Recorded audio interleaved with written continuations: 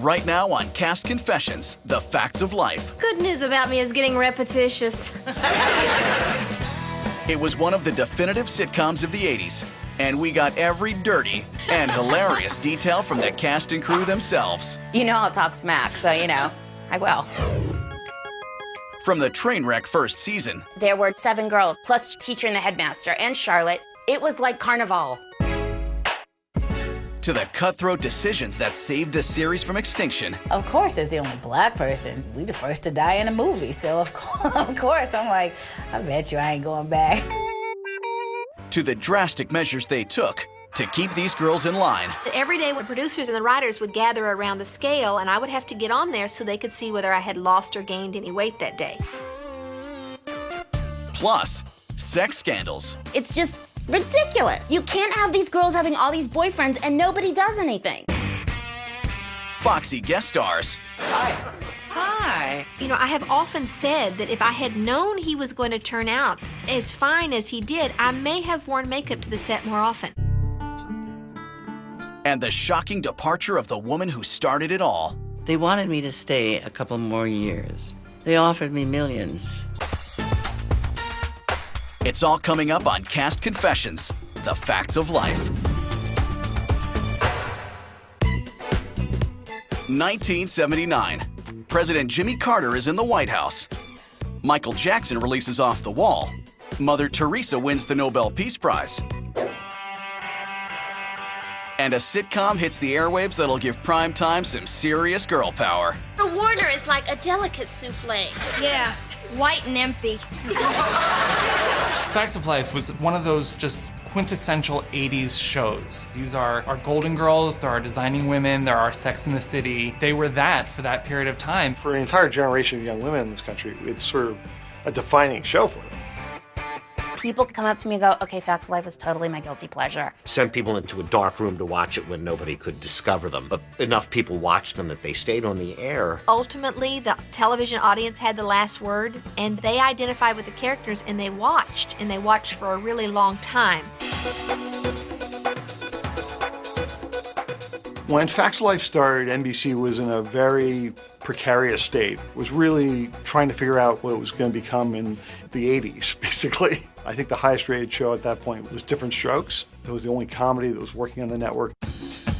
The show came from the idea of doing a spin-off with the housekeeper from Different Strokes, moving over to the other show. It was a classic kind of spin-off. He said, look, the network wants to spin you off on a new series. The concept was simple. Mrs. Garrett would land a second career as a house mother in the private Eastland School in Peekskill, New York. But what's a house mother without a house full of girls? Now, if you're in a school, you're going to have a lot of girls. And that was the original thought. We didn't even really have a script yet. We weren't sure what any of the girls were. We were hoping everyone would bring a certain persona with them. My audition for Facts of Life was very interesting. I was 9 years old, and I had been working since I was about 7. I was the only black girl that had auditioned for the show, and I was kind of runtish in terms of my size, and I just thought, what am I doing here? Take me home, Mom, take me home. I don't belong here. And my mother politely took me to the restroom and would tell me, you know, don't let anyone or anything intimidate you. You just go and do your best. And they liked what I did. Originally, the part of Blair was for a fast-talking, naive girl from Texas. But there was one line in the audition process that I looked over at the girl beside me, who happened to be Sue Ann, and I made some kind of snide reference to her backside, perhaps being large. He sounds heavy-duty. Not any more heavy-duty than you, dear. And they liked the reading so much that when I eventually come to the table reading for the pilot episode, they had rewritten the entire character around that one line reading. So now she was a very stuck-up, sophisticated girl from New York. It wasn't long before the remainder of the cast had fallen into place. Felice Schachter landed the part of sophisticated girl next door Nancy. St. Louis native Julie Pekarsky became the boy-crazy beauty Sue Ann. The role of tomboy Cindy was filled by Julianne Haddock. And for the fast-talking Molly, they plucked a then-unknown actress from an off-Broadway cast of Annie named Molly Ringwald. The cast of Facts of Life was nearly complete, but there was one last actress to join the mix, and they found Mindy Cohn in the most unlikely place, an actual girls' school. We weren't looking for any more cast members. We weren't looking for girls, but we wanted to find out how they felt about things. What's it like to go to a school with no boys? What's it like to wear a uniform? I was with a gaggle of girls. We sat, we talked for about an hour. I kept going back to this little girl, Mindy Cohn, because she was so adorable, and she had that adorable little voice. I'd ask her a question, and she'd go, well, I don't know, but it seems to me that... And she's so cute and funny. And I said, she'd be a great compliment to those other girls. Next day, I get a call from the headmaster's office saying, these people want to talk to you.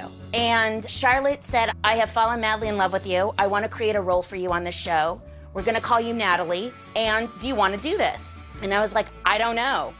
I'm in 8th grade, lady. Like, what do I know? Is this going to, like, mess with my tennis team schedule, you know? They asked me to meet her, and so she came in, and I remember her saying, please talk my parents into this. So we did, and she got the part. I walked into the office, there was the casting director and Charlotte and Gary Coleman, who I was just like, oh my God, it's Arnold. You know, I was totally starstruck, and Kim was in there. I totally remember meeting Mindy, and I couldn't believe that she had never been on TV before. And I was like, wow, they just picked her up out of a school? How did that happen?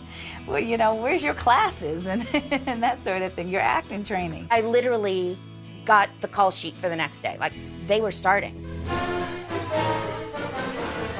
Putting together a great cast is one thing, but putting on a show is something else entirely.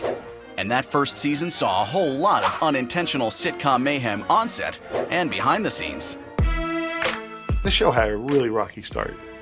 I mean, the scripts were really not great out of the gate. It can be difficult when you have a large cast. The writers need to develop stories, and of course the actresses want to have stories, and what's the point of having somebody wander around if they never do anything? There were 7 girls, plus John Lawler and Jenny O'Hara, who was the teacher, and Charlotte. It was like carnival. Rehearsing the Facts of Life was like choreographing a ballet. There were so many of us that, you know, downstage, upstage, and we had to like have everyone just in the right place and crossing at the right time so we didn't bang into each other. It's very difficult. In the first season, the show was pretty disorganized. There was a show that we shot 1 week and then turned it right around and shot the exact same episode a second time to make it better because it really was a train wreck the first time. I've never seen it before.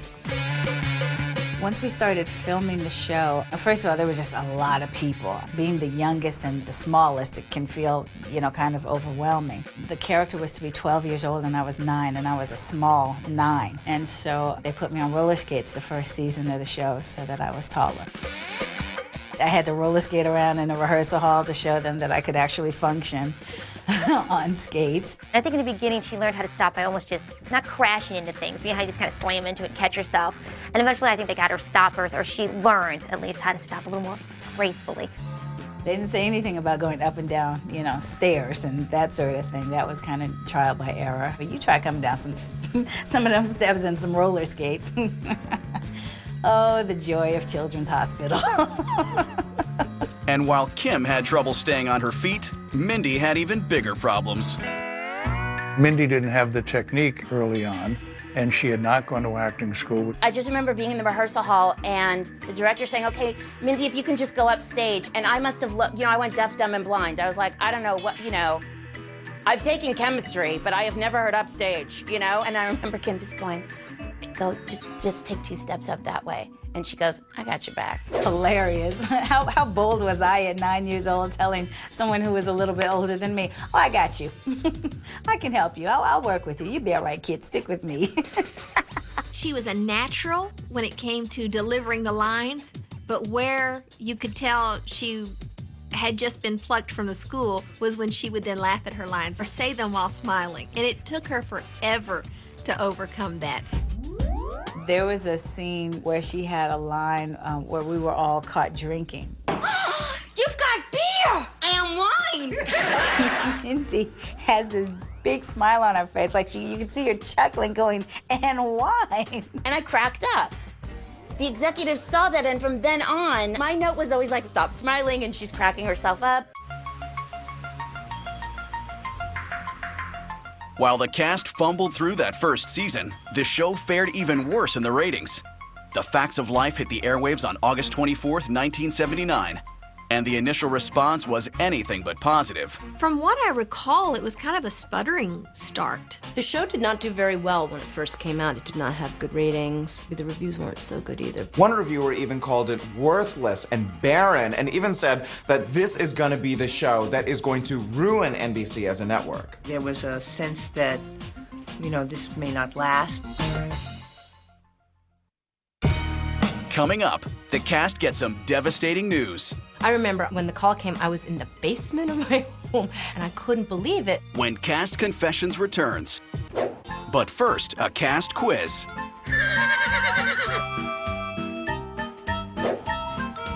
No. You gotta make them easy. Oh, but not Buttercup. I remember that episode, that's first season, in the barn. We had to get her out of the barn because it was raining. I remember the whole episode, but not that horse's name. Chestnut? Oh, it's not anything like Buttercup. What, are you kidding? Chestnut.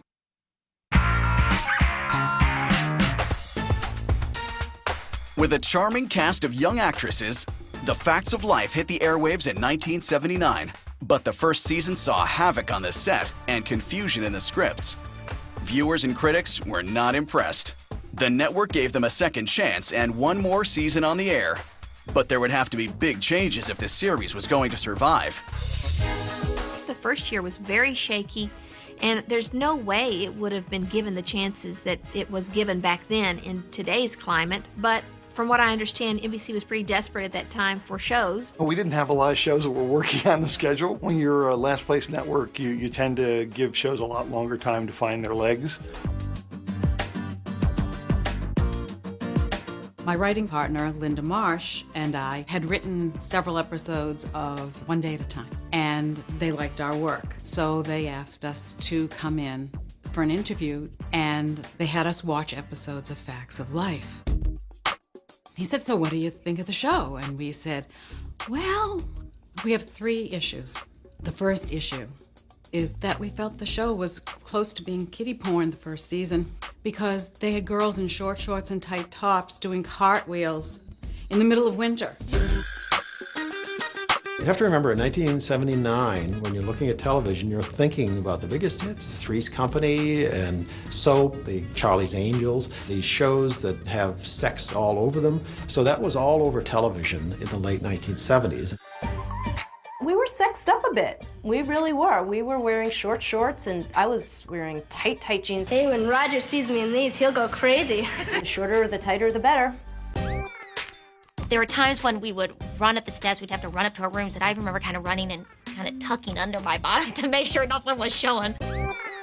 One day, we were backstage waiting, and there was a hookup where you could hear what they were talking about in the control room. And myself, some of the other girls were listening, and we heard the producers commenting about our clothing. And I was like, we shouldn't be saying things about really young girls like that. Sex sells, even if you're 15 years old. It was really offensive to us. If that's what it was, we would just not work on the show. The second thing is you gotta get Tootie off those roller skates. And they said to us, "Well, she's so short, the camera can't see her." And we said, "Nobody wears roller skates in the house." And we said the third thing is that the girls, there's too many of them. Their personalities are so close that we think you need to cut down the number of the girls. They began to realize that certain girls were emerging and that there was something missing and that it required releasing a few of them. There was this creative meeting, the Facts of Life Summit, very much like NATO. Let's narrow it down to 4 types that we can create robust characters around and tell stories about. It was a bold plan to save the flagging sitcom, but a painful decision would have to be made. Which actresses would stay and which would go? They called and said that they were going to make some changes, and even at age 9, I was like, uh-oh, am I going to go? Of course, as the only black person, I mean, you know, we the first to die in a movie, so of course, I'm like, I bet you I ain't going back. And so I was surprised when they told me that I was coming back in the revised version of the show. I found shooting the series, the focus there was Lisa, Mindy, and Kim. But we had stories that dealt with the other girls, but they didn't seem to click. They got rid of Molly, who, like 5 years later, she was on the cover of Time magazine. They got rid of Nancy, they got rid of Cindy, and they got rid of Sue Ann. I remember when the call came, I was in the basement of my home, and my mother turned to me and said, "You and Molly and Julie are not gonna be," and I couldn't believe it. And at that age, I took it personally. I took it very personally. Being, I guess, kind of the naive person I am or whatever, I was like, oh, wow, well, I would love to say goodbye, you know, and do that kind of thing. And they're like, okay, that's not how it's done out here in LA in showbiz. You know, it's like, thank you, but we're moving on. The executives never talked about it. Well, she sucked and we didn't know what to do with her. It wasn't about personalities. It was always about the show. And then they told us that they were going to be adding a new character and that we should go see the movie Little Darlings. They wanted to have a character that was really a contrast to the wealthy, snobby girl, which was, you know, a tough, earthy biker chick. Little Darlings was the inspiration for the character of Jo, because you had Christy McNichol playing the scholarship case opposite Tatum O'Neal, the rich preppy. They came to us and they said, we're gonna call the new girl Foxy. And we said, oh God, no, we really hate it. And so they gave us a list of girls' names for the new scholarship student who was going to come in and shake things up. And we said, gosh, we don't like any of these names at all. And the executive producer at the time said, you know, the four girls and the house mother, it's like Little Women. It's like, what about a name like Jo? So we had the auditions. It was down to two girls, and one of them was Nancy. Nancy McKeon had done some episodic work. She was getting some good reviews. She was in a Hallmark commercial where she cried on cue. But if she wanted to land the part, Nancy would have to wow them at the audition. I remember sitting in the booth and being very, very impressed with her work. And then the question in the room came up, is that can she be vulnerable? She had to do a telephone call to her mother, and where her mother was telling her that she's got a new boyfriend. I asked Nancy, as Jo, could she do that telephone scene and not cry? It was written cries. And she said, okay. I mean, like it was nothing. Yeah, hi, Mom. Yeah, I'm fine. Who's Jack? Oh, yeah? How long's he been living there? She did it, and I want to tell you, in the control room, the people from NBC and everybody else who were behind me, you could hear them going, you know, and then reaching for handkerchiefs. We all went, that's it. So I thought to myself, well, there's no way in the world this girl is not going to get this role, and she did. Talk about a brilliant move in casting. She was akin to when they brought in Heather Locklear to Melrose Place, or Kelsey Grammer to Cheers. Linda and I wrote a script. That was the heart and soul of Facts of Life. And that was the one where Blair thinks she's going to the cotillion with the handsome, blonde, rich boy. And he gets one look at Jo and says, oh, scholarship student, she'll be easy. I can have my way with her. And he instead asks Jo to the cotillion and essentially tries to date rape her. And Blair rips him a new one. Guess I better leave. No, Buster. You stick around here. I'll deck you. Blair. Almost instantaneously, you could see chemistry. Just absolute, I think the writer saw it, the producer saw it, like, these two are oil and water and it's fabulous. This is a sisterhood here. And establishing that sisterhood really gave the show its spine. season 2 certainly was a big turning point for the show. About mid-season of the first season with Nancy, ratings started to go, and NBC as a network started to really kind of do well. All of a sudden, oh my gosh, we're in second, and we actually can become the #1 network. There was a lot of excitement, young energy. Facts of Life had that same kind of energy around it.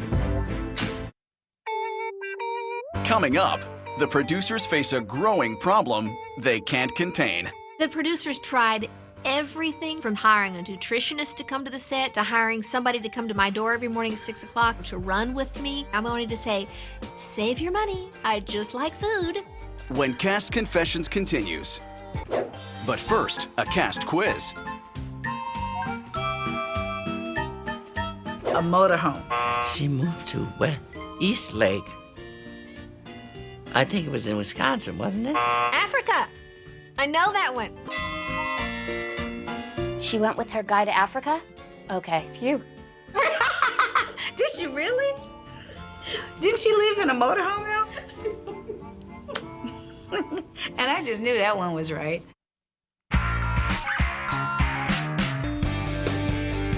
After a rocky first season in 1979, The Facts of Life rebounded with a smaller cast of cute and charming young actresses. The addition of Jo, the tough kid with a tender heart, helped focus the flagging series and turn it into a hit. But little girls grow up. And by the third season, the series was experiencing what can only be called growing pains. You start to see over the course of the second season that the Eastland vests are starting to get a little tight. And it's not just that we've got budding womanhood on set. We've got some, some size issues. When you hire girls and they become women, as you go through puberty and things start to happen, and here's what happens. All the girls at different times gained or lost weight. Very much a conversation around the production company. There was concern. I remember we were doing an episode where the girls were supposed to be in swimsuits, and none of them would get into them. They were all heavy. Hey!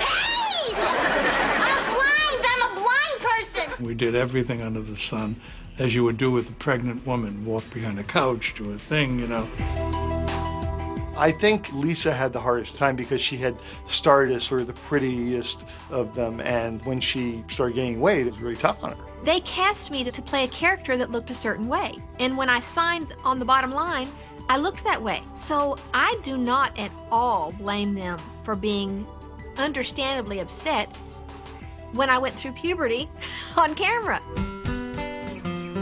This got very mean-spirited in terms of what people would say. As a cast, we did the Hollywood Christmas parade. I remember just waving and we were having so much fun, and somebody from the crowd said, "Hey, Blair, you're getting fat." For me, that hurt my feelings a lot. Joan Rivers coined the phrase, the fats of life, and it was hurtful. There would be times, we would pick up National Enquirer and there'd be an article about the fats of life. Or Joan Rivers would be guest hosting on The Tonight Show and talking about those fatties, and especially that, bundle of blubber Blair. It didn't seem to seriously hurt the ratings. The Fats of Life controversy probably helped the show. It drew attention to it. Getting press, getting comedians talking about you, whatever they say, is awfully important. All of us were racking our brains how to talk them into exercising more, eating less, eating more healthy, whatever. The producers tried everything from hiring a nutritionist to come to the set to make sure I had healthy choices, to hiring somebody to come to my door every morning at 6 o'clock to run with me.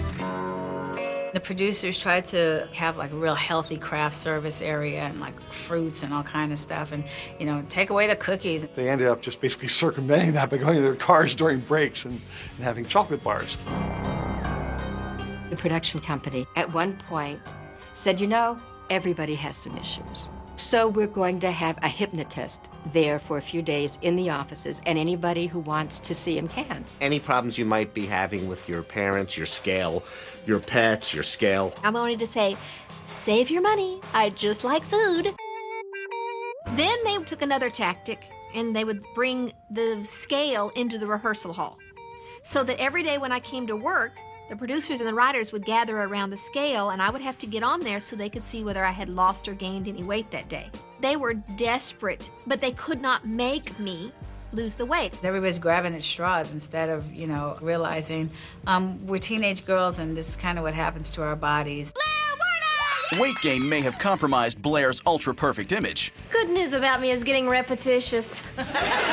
But the truth is, Lisa Whelchel was anything but a polished prep school preppy. Sometimes we would make fun of Lisa because she was such the complete opposite of her character. If she was walking down the street, you'd never go, hey, that's... No, you don't. You don't think that at all. There were days that I didn't even want to get out of bed early enough to take a shower, which was fine, except that my hair would look greasy. But I learned that just to put a little baby powder in the part, then it kind of absorbs some of the grease. Lisa would come in with cargo pants, which weren't in at the time, okay? Weren't cute yet. With a book in each pocket, her hair dirty. She'd put baby powder in her hair to take the oil out. I mean, she was just hilarious.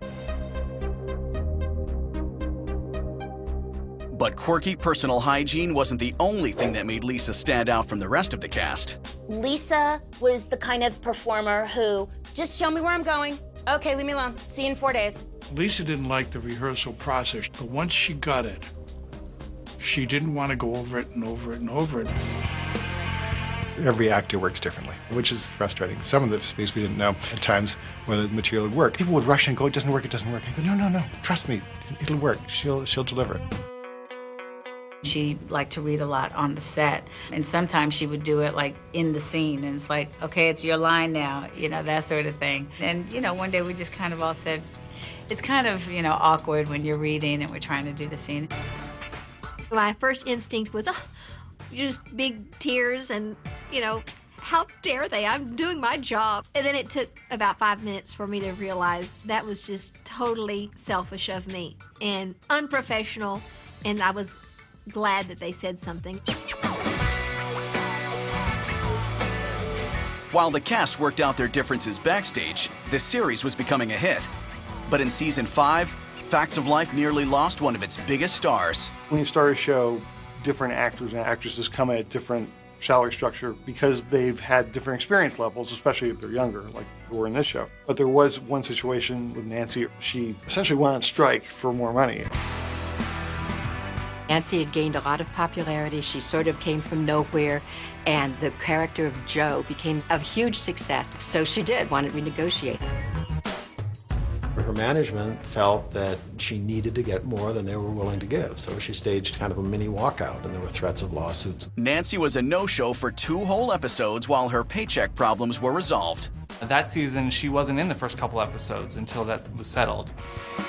Sitcoms have all kinds of ingenious ways to cover for things that are going on behind the scenes. So in this case, the Jo character was at home for the weekend. You just didn't see her. That would have been difficult to maintain if she'd stayed out for a season or a half a season. The opinion about it was, that's a shame. That she's not coming to work because of that is stupid. Not stupid on Nancy, but that's like the cameraman not coming. How are you gonna shoot it? She's an integral part of our cast, so fix it. And resolved by paying her for the episodes she didn't perform in as opposed to upping her salary. They basically said, we can't change the whole structure of the show for you, so let's call it a day and you'll stay at the same structure as the other girls. Finally, they arranged all the salaries to reflect everyone's popularity. It was Nancy's representation's way of saying, these girls are really underpaid for what y'all are making. We need to work something out. It just could have been handled differently, but that's no fault of Nancy's. That's just the nature of girls not talking about money with each other. And when we did, we fixed it. Coming up, why in heaven's name would Blair boycott the show? I kind of went up to one of the producers and just said, I can't do that. I'm a Christian and I can't do it. When Cast Confessions returns. But first, a cast quiz. What show are you talking about? What? Oh my gosh. I don't remember. Start with an R? I know, it starts with an S and it has a K sound in it. The rock singer that Jo... I'm so... Next. What is it?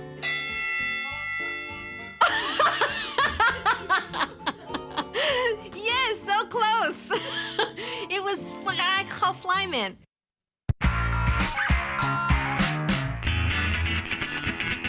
Blair, Natalie, Tootie, and Joe. Together, they formed the fresh-faced and funny core of the Facts of Life. Behind the scenes, they'd weathered everything from backstage battles to weight problems. On screen, the bubbly comedy took on some very tough issues, too. But sometimes delivering a big message caused the show to have an identity crisis. One of the challenges that the show faced was that at the same time that it was being this sort of silly sitcom, you know, it was also trying to impart these very serious messages, and sometimes it really didn't work. It's always hard to find a balance. How much are you going to have a moral, and how much funny do you have? First seasons, really, they had a lot of stuff, drugs, teen sex, teen pregnancy, runaways, things like that. What we called, not too flatteringly, disease of the week. I'm having a little trouble with my hearing. What did the doctor say? I don't know.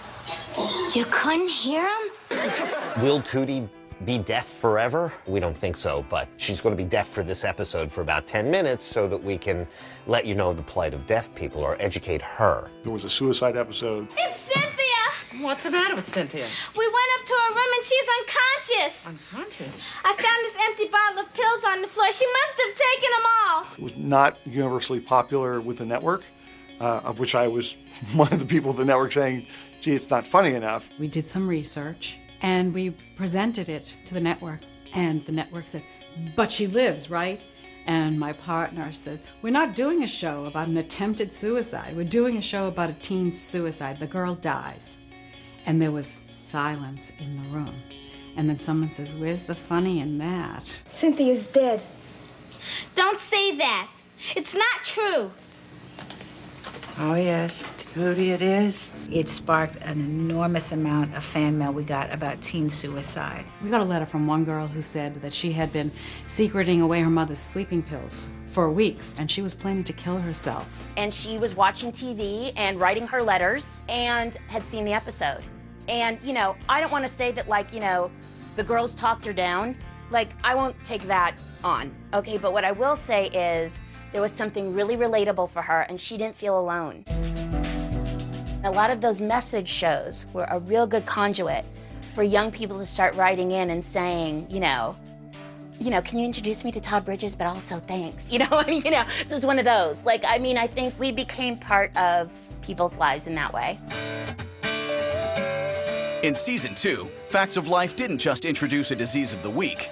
They introduced a whole new character who embodied the plight of the physically handicapped, Blair's cousin, Jerry. The idea was to have a handicapped character in the show and, of course, make sure it was, in fact, someone who was handicapped, not someone playing someone handicapped. Jerry Jewell was in real life a young woman afflicted with cerebral palsy who was the stand-up comic. I was performing and Norman Lear was in my audience that night. We rode in the elevator to the parking garage later, and he said, "You're gonna go far, kid." I guess it was a matter of 4 months later, they wrote Cousin Jay, and I was born. Don't worry, I'm not drunk. I have cerebral palsy. When I'm drunk, I walk perfectly straight. I think they wanted to do something important, and I don't know that the audience cared in the long run. When I look back on it, I was NBC's token actress for the disability. They tried very hard to get an Emmy with me, and they would never get the Emmy nomination for using me, and I think that was a part of the disappointment. And as quickly as it was given to me, it was taken away. Jerry was a daring attempt to address a tough issue on primetime. But one fact of life was almost too hot for the series to handle. We're talking about sex. Before we started the second season, we had a meeting with the producers. One of them said, and this next season, we're going to have Blair lose her virginity. It was one that obviously had been discussed for a long time, and the logical person, because she was the older of the girls, was Lisa. So I just remember after everybody left that meeting, I kind of went up to one of the producers and just said, I can't do that. I'm a Christian, and the Bible says you're supposed to wait till you get married, and I can't do it. And they were remarkably respectful of my beliefs and didn't write it. The Dirty Deed stayed out of the teen comedy that season. But 4 girls, 9 years, it had to happen sooner or later. It was the last year that it surfaced again. It was just getting very weird. You can't have these girls having all these boyfriends and nobody does anything. It's just ridiculous. The next question was, well, who's going to do it?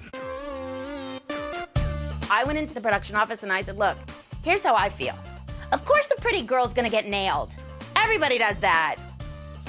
You know, show them Nat cherry getting popped. Halfway through the season, Natalie lost her virginity. We are adults, so it just seemed natural to, you know. And they found the perfect dude to do the job. Enter Snake. The character that she lost her virginity to was played by Robert Manis, who had been in Fast Times at Ridgemont High, in which he deflowered young women. They were looking for somebody specifically for this certain character who was going to deflower Natalie in the show. And I guess I had a little track record at that. They said, we'd like you to be in a relationship. We'd like you to have a boyfriend. I said, that's fine. They took me to lunch before, one of the producers, and said that they were going to write the Blair character to espouse abstinence in the show. I don't know if I made the right decision or not, but ultimately I asked to be totally written out of the episode. Lisa's apprehension at even doing an episode about it and promoting it was waylaid by my casualness of it. What was bothersome was, at that point, there's a difference between you as a person and you as an actor. So it's the only episode that Blair doesn't appear. With Lisa Whelchel boycotting the show, the infamous virginity episode aired on February 6, 1988. Naturally, they put it in the sweeps because you always put your stunt episodes where the ratings are most important, and probably got a bit of attention for the show that it wouldn't have gotten otherwise. The sex episode might have raised more eyebrows backstage than in America's living rooms. But in season 7, the producers thought they had a surefire way to sex up the show. Hi. Enter handyman George Burnett, played by a struggling pretty boy named George Clooney. Yeah, that George Clooney. The producers and writers liked the idea and recognized the need to have a guy on the show. It was a little odd, I have to say, because I think he was too much older than the girls to be a real romantic interest. In hindsight, I'm mad that they didn't make him a love interest, like, you know, as if I could have even been a candidate, having been the youngest. He had this cool Jeep, too. We would go in his Jeep to lunch, and he was the big brother. You know, I have often said that if I had known he was going to turn out as fine as he did, I may have worn makeup to the set more often. I thought he was cute. A good-looking kid. And I didn't know anything about his talent because you couldn't tell by the show. If you watch his episodes, you understand why it took so long for him to become famous. It's not good work. Hi. George! Yeah, just stopped by to see how everything turned out. I think it was always like, you know, the joke was George enters. You know, from where to go, where's he going, why is he here? Like, it was a joke. It was like, all we know is George has to enter, so enter. Knowing what he went on to, it's sort of ironic that he started on a sort of secondary role on a dying sitcom like Fax was. Coming up, the girls are rocked by a surprise departure. Everyone was panicked. What do we do? Yeah, it was a scary moment there for the show because we didn't know which way it was going. When Cast Confessions returns.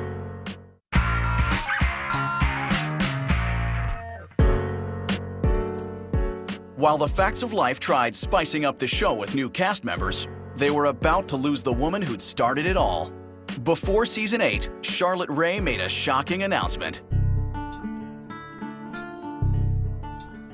Oh, everyone was surprised, I think, when Charlotte wanted to leave. She was the heart of the show. I felt I had really looked into every nook and cranny of Mrs. Garrett, and the girls were getting older now. They wanted me to stay a couple more years. They offered me millions, and I wanted to move on. One of the reasons she left was that the shows really started to focus on the girls. The pull of the show started to be different, and for her, she sort of felt like, I'm done. I remember when Charlotte decided to leave, that everyone was panicked. What do we do? Yeah, it was a scary moment there for the show because we didn't know which way it was going. What the producers wanted to do was not replace Mrs. Garrett and just have someone new play her, but they did want to introduce a new kind of maternal character. But who could replace the matronly and heartwarming Charlotte Rae? How about Emmy and Academy Award-winning actress Cloris Leachman? They finally found the new character in Cloris Leachman, who played Beverly Ann Stickle, Mrs. Garrett's sister. Charlotte Rae was leaving, and I didn't want it to be awkward for anybody or uncomfortable. She bought engraved stationery that said Beverly Ann, and she wrote to us before she met us in each character. I think I just said, I'm coming, I'll be there on such and such a date, and I can't wait to see you, and I'm sure we'll have a lot of fun. It was that kind of letter to each one. I still have my letter. Dear Natalie, I am in my Winnebago, driving to see you girls. I'm so nervous.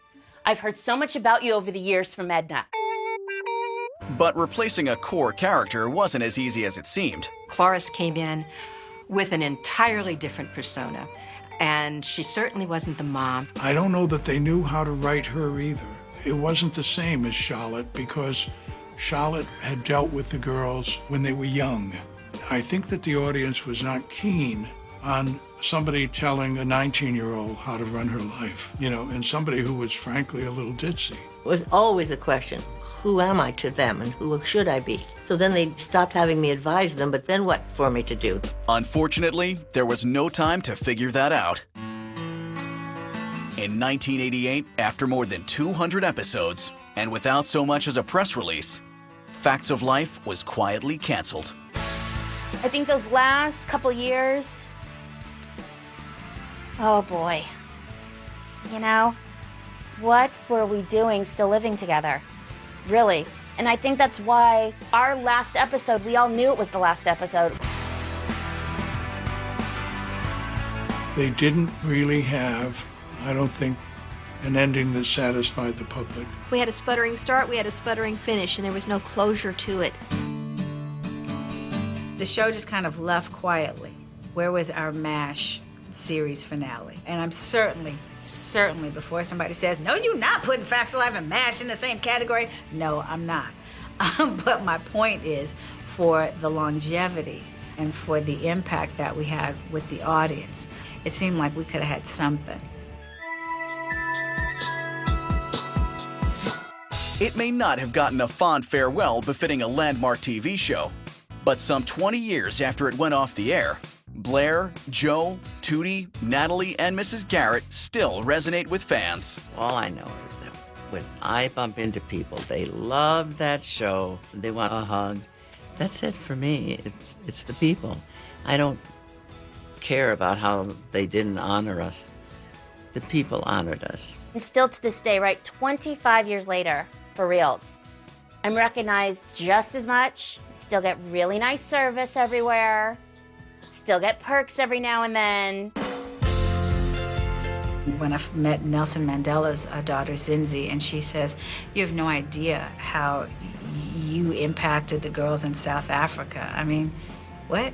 When I'm at home in New York and a cab driver, several cab drivers on a monthly basis tell me how they learned to speak English because Facts of Life was one of the shows that they watched. In all honesty, that was a wonderful time of my life. To come to the set every day, to hang out with these girls that were like sisters. I mean, who wouldn't love that?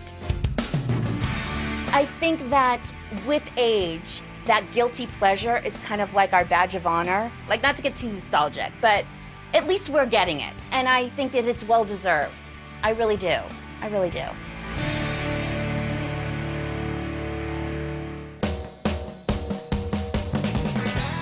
I'm excited to go down memory lane. How nice, while I still have my memory.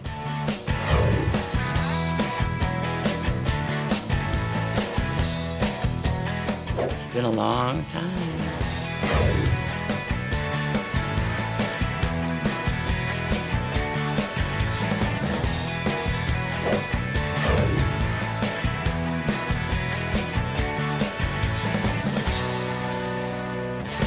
We're gonna need to, don't use that because